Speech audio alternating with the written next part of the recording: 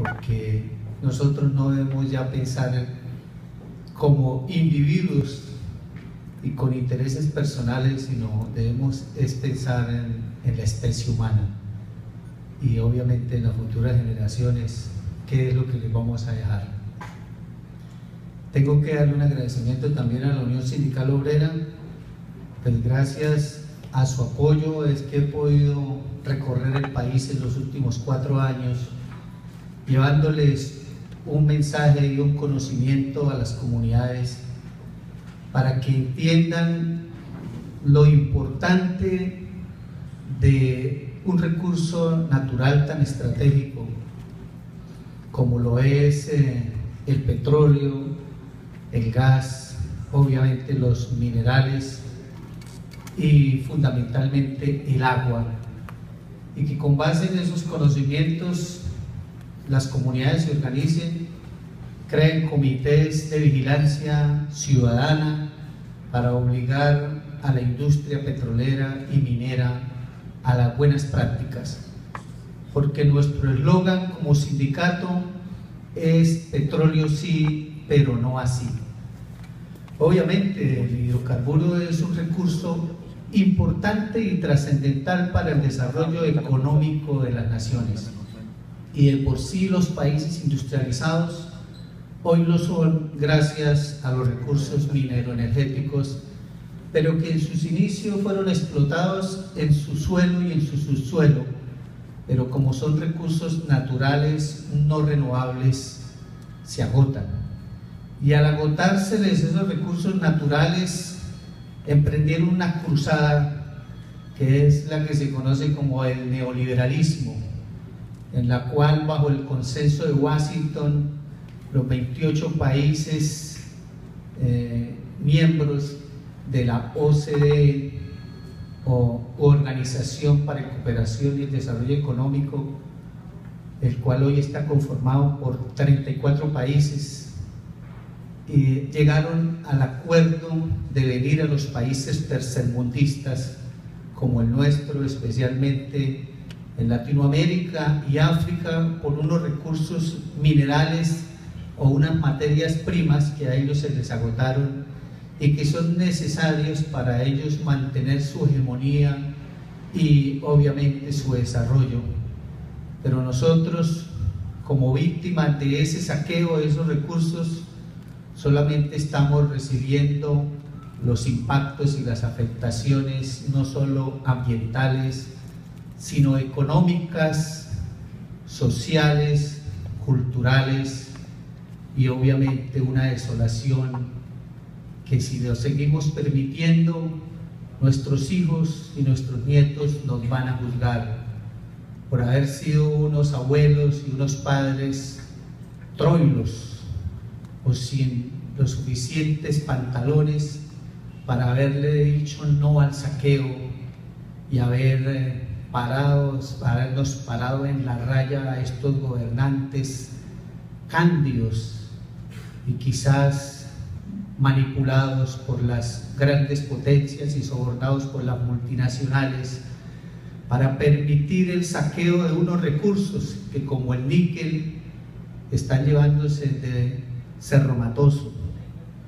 Solo hay 8 minas de níquel en el mundo y la nuestra es la más grande en reservas y la del níquel de mejor calidad del mundo, pero también es la única mina que no es explotada por el Estado, es explotado por una empresa multinacional privada, la BH Millington, la más grande del mundo y cuya mayor accionista es la reina Isabel II. Se lleva nuestro níquel para producir monedas, las cuales nosotros tenemos que importar, como hace poco lo hizo el Banco de la República, 90 toneladas de monedas, hechas con nuestro propio níquel, pero en el extranjero. Se la llevan para hacer baterías recargables, aceros inoxidables, mientras que nuestra mina de hierro de Paterrío tuvimos que venderla y está en manos también de extranjeros, así como el 80% del aparato productivo e industrial de este país y el 75% del sistema financiero. estamos en una nueva colonización. Cerrejón, Carbocol, fue vendido en el gobierno de Pastrana por 383 millones de dólares, dinero que los inversionistas recuperaron en solo 6 meses de explotación de carbón. Y fue tan nefasto este negocio que los mismos gringos, en una clasificación que hicieron sobre los peores negocios de la historia de la humanidad, la tienen clasificada de cuartas, como el 4º peor negocio. Hoy en los estados financieros de sus dueños, la mina del Cerrejón vale 45.000 millones de dólares. Es para que se den cuenta cómo nuestros gobernantes han sido obviamente los cómplices de ese saqueo, y nosotros como colombianos hemos estado ensimismados o aturdidos, y nos hemos dejado enceguecer a punta de telenovelas, realities y partidos de fútbol, mientras que en una oficina en Bogotá, aquel ciudadano como común y corriente, cualquiera de nosotros, por tener la fortuna de estar gobernando este país, negocia nuestra riqueza a espaldas del pueblo colombiano, mientras que el pueblo colombiano, falto de recursos y de riqueza, ve fumarse esa riqueza, mientras nuestra salud está quebrada, mientras que nuestra educación es de mala calidad, mientras que muchos de los lugares más apartados del país no tienen energía eléctrica, como lo puedo comprobar el fin de semana por el lado de la Julia, la Uribe, la Macarena, territorios cuya selva está siendo arrasada también por las multinacionales.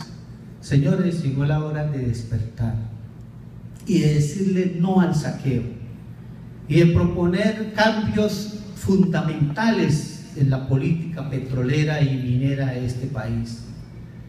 Es ridículo que este país sea el único del mundo donde el Congreso, donde están nuestros representantes, los que el pueblo elige, no se ocupe de la política petrolera y minera. Este es el único país del mundo que no tiene una ley orgánica de hidrocarburos. Aquí la política petrolera la maneja el ejecutivo de turno, y eso está contemplado desde la ley 120 de 1919. El presidente dice que no somos un país minero ni que somos un país petrolero, pero es para no llamar la atención del pueblo colombiano y que no se convierta en un tema de discusión, y que obviamente los representantes del pueblo en el Congreso no vean que es un tema fundamental para que llame la atención de ellos y legislen, que es su obligación. Dicen que no somos un país petrolero, pero el petróleo representa el 60% de las exportaciones de este país, le aporta el 25% al presupuesto del gobierno nacional, y las inversiones de la industria petrolera representan el 5.5% del Producto Interno Bruto, por lo cual estamos muy bien, digamos, representados dentro del panorama económico del país, como para decir que sí somos un país petrolero, y que así no tengamos grandes reservas, sí el petróleo es un parámetro importante en la economía. Nos dicen que somos cafeteros, pero el café es el 6º producto de exportaciones de este país. Entonces, señores, es hora de que el pueblo colombiano gestione una ley orgánica de hidrocarburos. En este momento la Unión Sindical Obrera está preparando asambleas subregionales, y va a ser 10 asambleas regionales para discutir un borrador de ley orgánica de hidrocarburos que posteriormente, después de haber sido aprobada, o mejor, redactada por el pueblo colombiano, va a ser sometida a referéndum, y espero que todos, obviamente, ustedes lo acompañen. Aquí en Colombia, todos los problemas que está viviendo la sociedad desde todo punto de vista obedece a una mala política petrolera, y eso es lo que tenemos que cambiar. Antes del gobierno de Uribe o antes de que Uribe expidiera el decreto ley 1760 del 2003, Ecopetrol era el responsable de la administración del subsuelo y obviamente de establecer el modelo contractual. Delegación que le dio López Michelsen a la Junta Directiva de Ecopetrol mediante el decreto ley 2310 de 1974, donde López responsabiliza a Ecopetrol de la exploración y producción, transporte, refinación y comercialización de combustibles y sus derivados en lo ancho del país y le prohíbe la concesión. Y Ecopetrol asume el contrato de asociación donde le dice al inversionista que si quiere buscar petróleo venga a riesgo, o sea, el país no invertía, y que si encontraba petróleo, la distribución después de entregarle a los entes territoriales el 20% de las regalías se distribuiría 50 y 50, o sea que el país recibiría 40% de la producción más 20 de regalías, era el 60%. Luego vino Pastrana y a raíz de la negociación con la FARC y el despeje del Caguán que todos conocimos, cuando estuvo pidiéndole el aval a Clinton, para ese despeje Clinton le dio el aval a cambio de que le bajara la participación del país en la producción y que le bajara las regalías. Eso lo escribió él en sus Memorias Olvidadas, libro editado hace 2 años y que ustedes lo pueden consultar. Por lo cual es muestra clara de que nuestros gobernantes son manipulados y simplemente obedecen órdenes de las grandes potencias. De esa forma le bajamos las regalías del 20% al 8% en promedio, porque aunque dicen que son regalías escalonadas, sinceramente eso quedó amarrado con la ley 756 a un mico, y es que no se liquida la producción por contrato, ni por bloqueo, ni por yacimiento, sino por campo, lo que ha llevado a que los grandes yacimientos descubiertos en los últimos 15 años, las empresas petroleras las fraccionan en varios campos, así como lo hacen con las minas de carbón, para fraccionar la producción y no pagar regalías de más del 8%. De esta forma las estadísticas muestran que no hemos encontrado grandes yacimientos, porque todos lo fraccionan. Y las regalías promedios que estamos recibiendo son del 7% de los últimos descubrimientos del 2000 hacia acá. Igualmente él bajó la participación en la producción del 50 al 30%, obedeciéndole a Clinton para el apoyo también del Plan Colombia.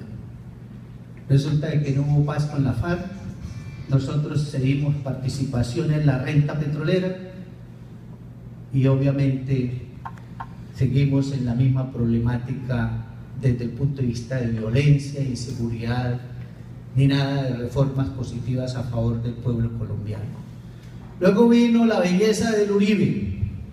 Falta que escriba sus memorias a ver si nos confiesa qué negociaciones hizo con las grandes potencias y sobre todo con Estados Unidos, a cuyas empresas le extendió los contratos de asociación. Algunos de ellos como Caño Limón y allí Payoa, en Sabana de Torres, a perpetuidad, o sea, hasta que el yacimiento se agote. Es raro ver que solo a empresas de Estados Unidos le fueron extendidos los contratos de asociación, pero a BP, que es inglesa, y a Focol, que era de Turquía en ese momento, y pidieron extensión de los campos de Cusiana y el campo de Dina y de San Francisco en el Huila, no le fue extendido los contratos. De la misma manera es raro ver cómo el primer presidente de la Agencia Nacional de Hidrocarburos, Uribe, no lo conocía, y él mismo me lo confesó en Cartagena en el mayo del 2004 en el marco del Congreso Nacional de Gas de Naturgas, que a él lo llamaron de Houston a ofrecerle el cargo. Y los distintos presidentes que ha tenido la Agencia Nacional de Hidrocarburos quien sustituyó a Ecopetrol en las funciones de administrar el subsuelo y de establecer el modelo contractual para la exploración y producción de hidrocarburos, todos han sido abogados de las multinacionales. A empresas a las cuales favorecen obviamente y a las que regresan después de haber ocupado el cargo de presidente de la NH. Es obvio que un funcionario que viene de una empresa multinacional no va a llegar a la Agencia Nacional de Hidrocarburos a establecer políticas que perjudiquen a sus patrones. Por eso el país, señores y señoras, se ha convertido en un saqueo descarado de nuestros recursos naturales, porque lo que hizo la Agencia Nacional de Hidrocarburos fue acabar con el contrato de asociación donde teníamos participación en la producción y volver a la concesión de antes del 74, o sea, a la concesión de la época de la colonia. Señores, ya llegó la ExxonMobil del Magdalena para acá y la Shell del Magdalena para allá a hacer fracking en el Magdalena Medio, pero revisen los contratos, son concesiones puras, con cero para el país. Todo el mundo se pregunta por qué tenemos una de las gasolinas más caras del mundo, y por obvias razones no podemos tener combustibles baratos. Y eso obedece no a políticas de Ecopetrol, la cual también están acabando y vendiendo, fraccionándola en sus diferentes negocios para luego venderlos por separado. No se extrañen que salgan a vender CENIR, que es la red de oleoductos y poliductos. Ya le quitaron los tubos de gas y crearon Ecogas, que ya la vendió Uribe. Le quitaron la comercialización de combustibles, crearon los terpenes, que ahora está en manos de los chilenos. Después van a vender Reficar cuando la pongan a funcionar. Van a vender Equiol, van a vender Jocol, y así a Ecopetrol ya la fraccionaron en 27 empresas. Pero lo más triste para este país es que ese crudo que sale de nuestro subsuelo no es nuestro, porque el contrato establece que la empresa es libre de disponer del crudo. O sea, ni siquiera la Agencia Nacional de Hidrocarburos los está obligando a que no lo vendan. Y en la costa les está pasando ya el problema de que el gas que están descubriendo en la creciente, en el antiguo Campo Jobo, que hoy llaman Nelson, en el reciente yacimiento de gas Clarinete, de empresas de Pacífico Fluviales, dijeron que se lo llevaban para Centroamérica. Ya lo vendieron en Centroamérica.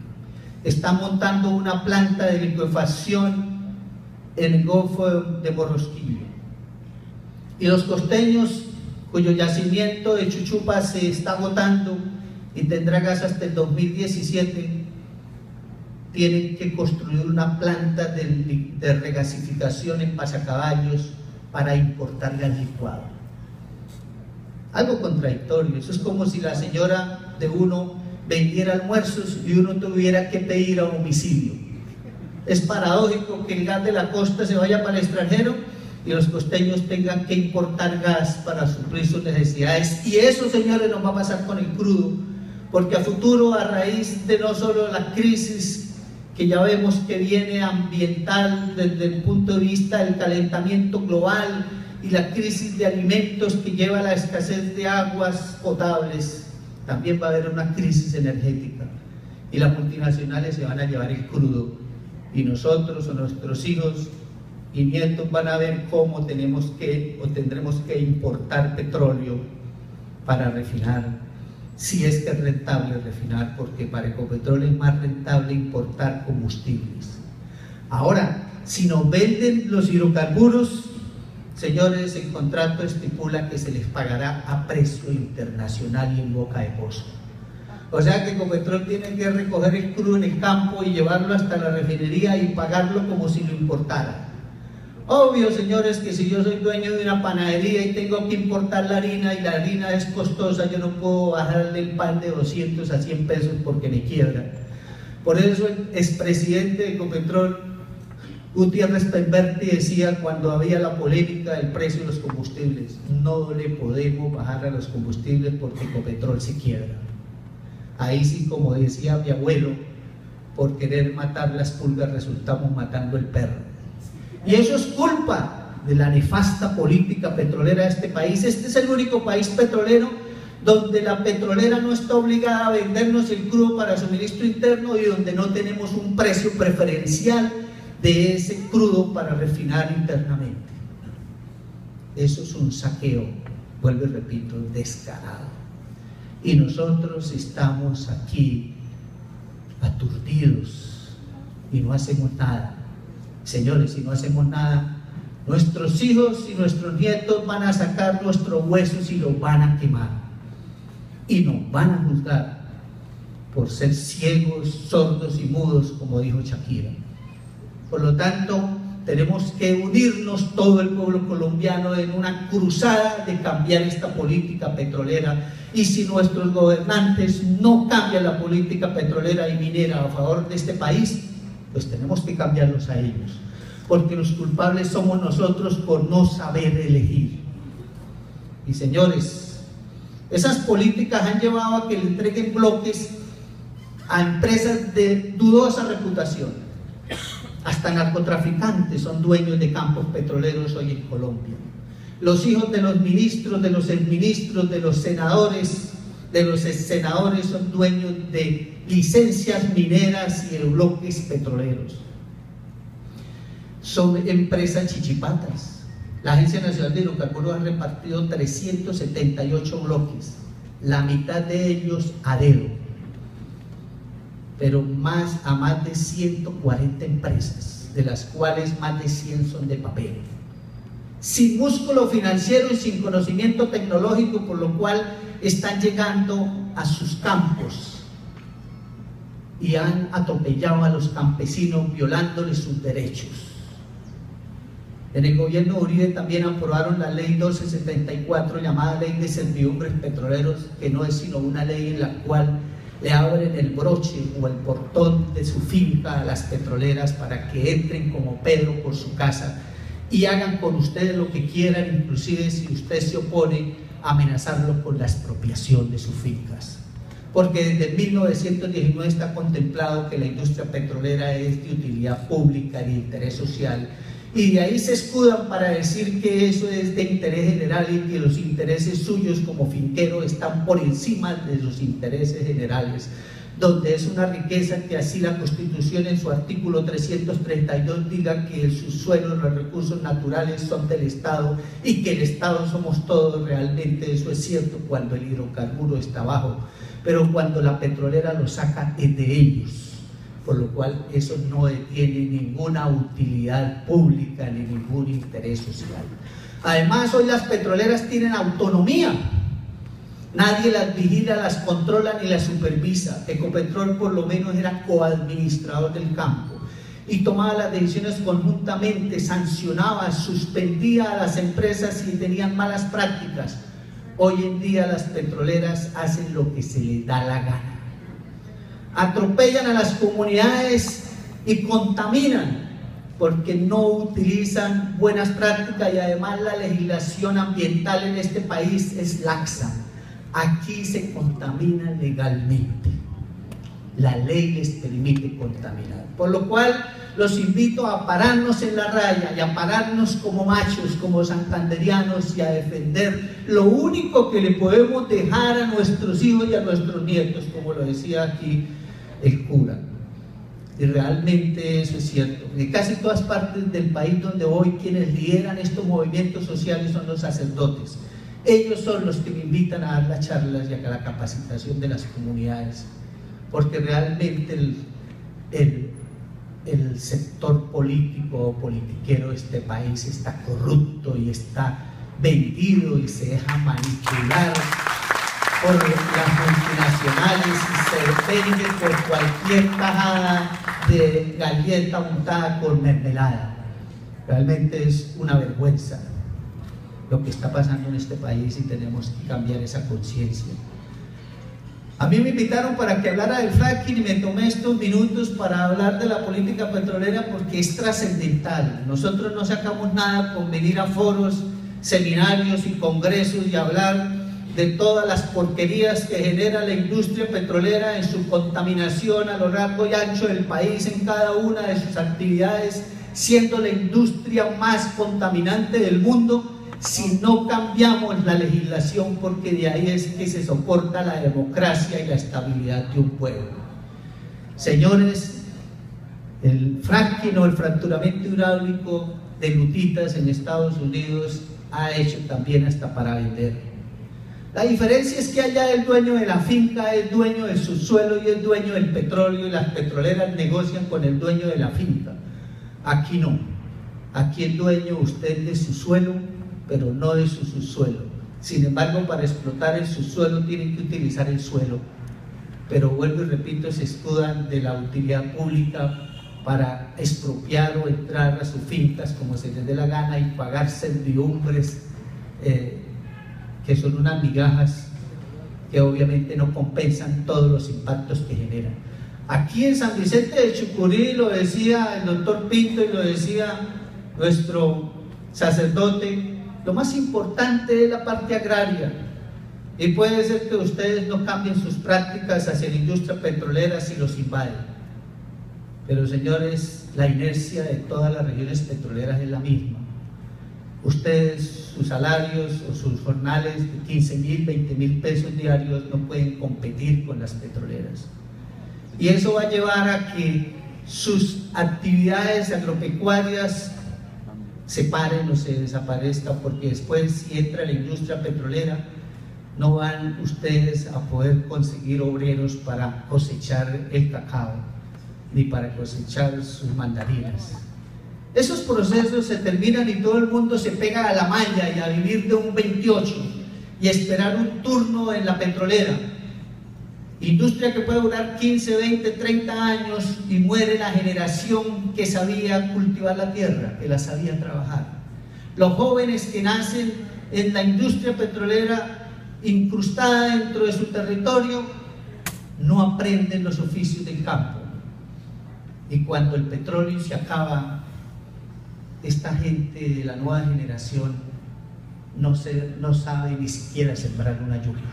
Eso les pasó en Tauramena, donde ya se fue la BP, se acabó Cusiana, y después de 286 habitantes llegaron a 25.000 habitantes, y hoy todos deambulan por el parque tomando tinto, fumando cigarrillos, jugando parqués, porque no saben qué hacer. Esa generación no sabe trabajar. Es triste ver tanta desolación y tanta pobreza en medio de una riqueza que se llevaron, y a esos municipios no les quedó nada. Mire, yo conozco todos los campos petroleros de este país y sus comunidades, y les cuento algo: ningún municipio petrolero tiene nada que envidiarle a un municipio no petrolero como San Vicente de Chucurí, San Gil, Socorro, Málaga, que no son petroleros. Lo único que encuentra uno en los municipios petroleros es hambre, violencia, corrupción, pobreza, etc. Y prostitutas, que es lo que llegan detrás de los taladros, ¿sí? Por lo cual, señores, tienen que defender su territorio a este nefasto negocio del saqueo que ya llegó al Magdalena Medio, y ellos conocen el subsuelo porque la ExxonMobil es la Tropical Company. Es el estándar hoy. Y al otro lado, el que descubrió Casabe fue la Shell. Y ellos saben lo que hay abajo, la formación, la luna, por esa viene. Ahora, el fracking es una tecnología que se ha utilizado desde 1947. Es una operación rutinaria de la industria. Eso no es nuevo. Hoy posiblemente la han satanizado, porque no han sabido diferenciar entre el fracturamiento de una arena o un yacimiento convencional del fracturamiento de una lutita. Fracturar una lutita, que es lo que vienen a explotar ahorita, requiere 10 veces la presión con la que se fractura una arena. No es lo mismo fracturar una arena con 4.000 o 5.000 PSI que está confinada en medio de lutitas. Una de ellas, la capa superior, que es el sello de yacimiento. Ahí se fractura solo la arena. Y el sello, que es la lutita, no se rompe y evita la migración de hidrocarburos a superficie, y por eso ustedes no han visto quejas en Colombia donde se viene fracturando desde hace 50 años. Todos los pozos de Guandó han sido fracturados, el 90% de los pozos de Cusiana, etcétera. Eso siempre se ha hecho. Pero ahí no hay ningún peligro, tampoco en superficie, en la captación de aguas para fracturar, porque el fracturamiento de una arena se hace con polímeros y el polímero se compra por canecas, ya que el área fracturada es muy pequeña, es un volumen alrededor del pozo de no más de 5 metros, y el material propante que se incrusta o se mete dentro de las fracturas también son materiales sintéticos que se compran, por lo cual las petroleras, para fracturar arenas, nunca han captado agua de los ríos ni el subsuelo, ni tampoco han captado arena de los ríos para el fracturamiento. En cambio, fracturar una lutita, señores, se valen también de la perforación horizontal, que data de los años 80. Entonces utilizan perforaciones de hasta 3.000 pies horizontalmente, 1 kilómetro, a la redonda. Entonces los grandes volúmenes involucrados para fracturar una lutita ya no hacen rentable utilizar polímeros, porque cada caneca vale más o menos unos $20.000, una caneca de 55 galones. Y para fracturar una lutita se requieren más de 6.5 millones de galones de fluido. Y si se compran polímeros, pues no es rentable. Así de sencillo, saldría más caro el caldo que los huevos. Por lo cual utilizan agua.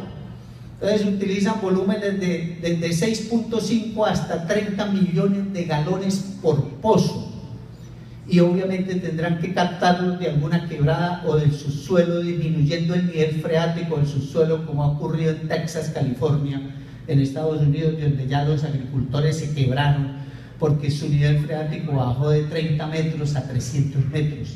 Y no es lo mismo hacer un pozo a 30 metros, que le puede costar 5 millones de pesos, a traerse un taladro para perforar un pozo a 300 metros, que le puede estar costando más de 500 millones de pesos. Si usted como campesino tiene los 500 millones de pesos para sacar agua de más de 300 metros, deje entrar las petroleras a su finca para que se tomen todo el agua del subsuelo para fracturar.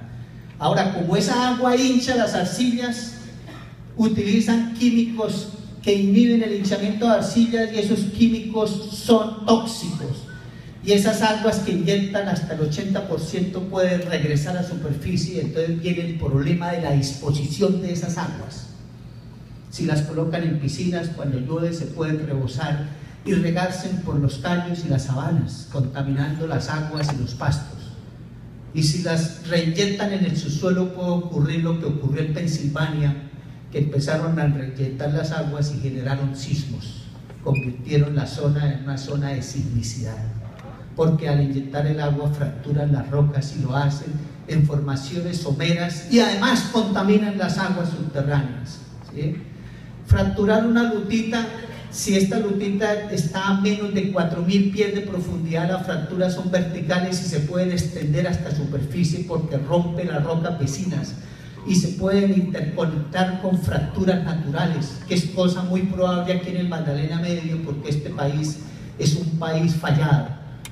No fallido, bueno, también es fallido, ¿sí? Pero fallado porque tenemos 3 cordilleras, estamos en el epicentro o en el vértice de 3 placas, la de Nazca, la placa Caribe y el escudo de la Guyana, y por eso tenemos 3 cordilleras. Entonces es muy probable que el fracking aquí genere migración de hidrocarburos a superficie, y no solo contamine aguas subterráneas, sino aguas superficiales. Ustedes han visto por internet múltiples videos, sobre todo de Pensilvania, donde fracturaron la lutita Marcellus y contaminó todas las aguas subterráneas. Allá abren el grifo y sale agua con gas, le pone la fosforera y prende el agua del gas. Han explotado hasta casas. El otro, ya si la lutita es de más de 4.000 pies de profundidad, ahí sí se fractura horizontalmente. pero eso es lo que nosotros tenemos que revisar. Sin embargo, el solo hecho de disponer de aguas para captarlas y lógicamente utilizar químicos tóxicos y utilizar hasta 400 o más toneladas de arena por pozo, que obviamente tampoco van a utilizar por el volumen, material sintético, utilizan arena de los ríos y hay que captarlos.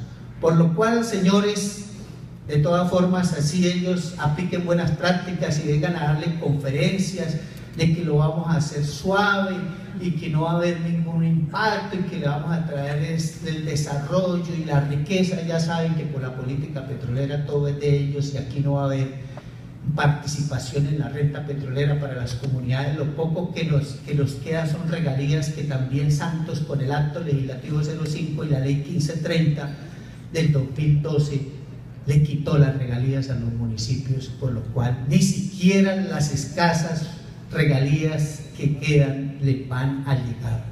A usted lo único que le va a llegar son todos los impactos, todos. Económicos, porque cuando llegue la industria petrolera, una gaseosa que vale 2.000 pesos va a valer 5.000, un almuerzo de 5.000 va a valer 15.000, una habitación que vale 50.000 va a valer 300.000, el arriendo, etcétera. Y el que trabaja en la industria petrolera pues tendrá recursos para poder subsistir con esa carestía, pero el campesino que no tiene esos recursos va a tener una hiperinflación y una economía insostenible, por lo cual van a quedar más pobres de lo que son hoy. Bueno, se me acabó el tiempo y simplemente si habrá otra oportunidad en el futuro de venir a darles una capacitación por lo menos de unas 4 horas, con mucho gusto estoy dispuesto. Muchas gracias.